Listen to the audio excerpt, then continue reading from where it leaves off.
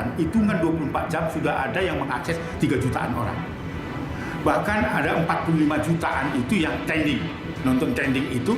Dan ini kan cukup berbahaya dan bisa merusak masa depan anak karena menganggap seksualitas itu guyonan saja, dan itu dapat juga berdampak, sekali lagi dapat berdampak sebagai trigger anak melakukan kejahatan seksual terhadap sebayanya.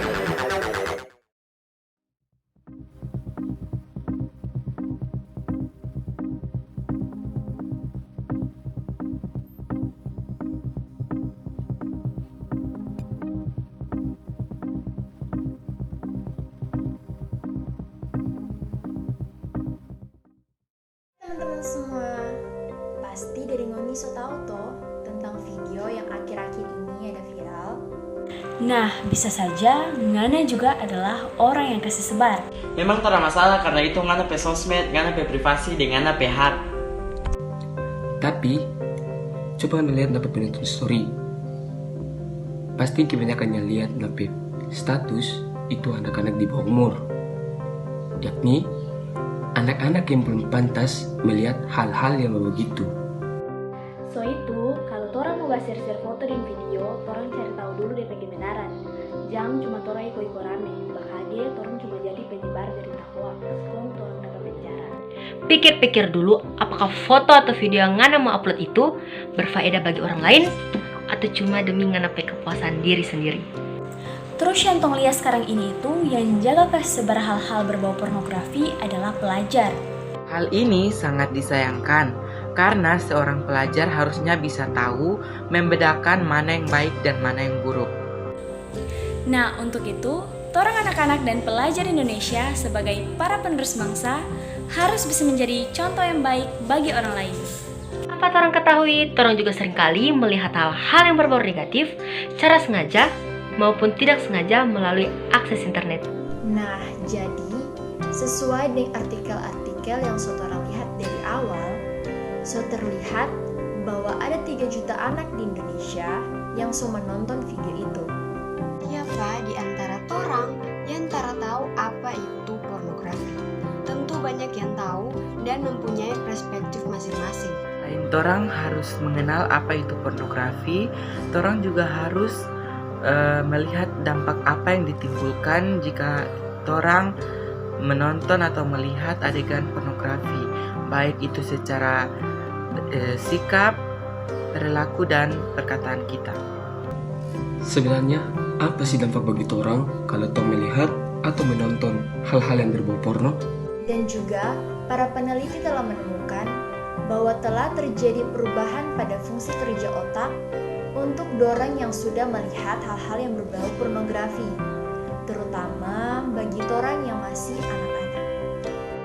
Menonton video porno akan merusak dorang besar otak, sehingga dorang bisa mati rasa terhadap respon kepuasan. Jadi, yang sudah atau suka menonton video porno itu dapat terlihat ciri-cirinya.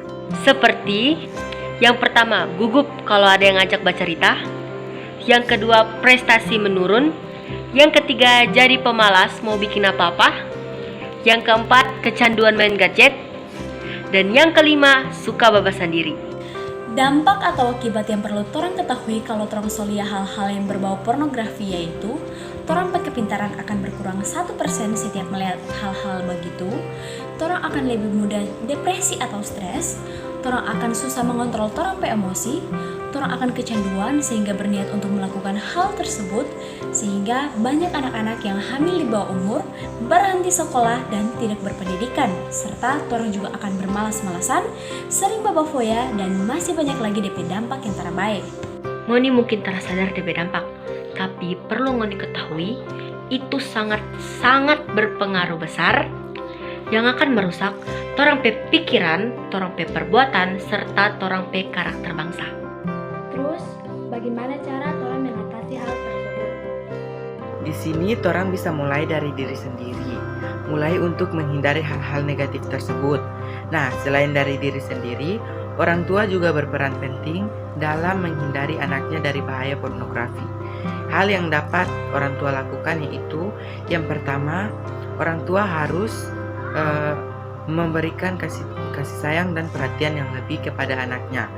Yang kedua, orang tua harus mengenali lingkungan pergaulan anaknya. Dan yang ketiga, orang tua harus melatih anaknya agar tidak berbicara terhadap pornografi. Yang keempat, yang paling penting, orang tua harus mengawasi anaknya ketika sedang mengakses internet. Nah, torang sebagai anak remaja atau pelajar juga punya peran penting loh untuk menghindari hal-hal tersebut. Dengan cara, yang pertama, sadar dengan diri sendiri. Yang kedua, tidak terlalu sering untuk mengakses hal-hal yang tidak terlalu penting. Yang ketiga, memanfaatkan waktu dengan hal-hal yang lebih bermanfaat. Yang keempat, luangkan waktu bersama keluarga.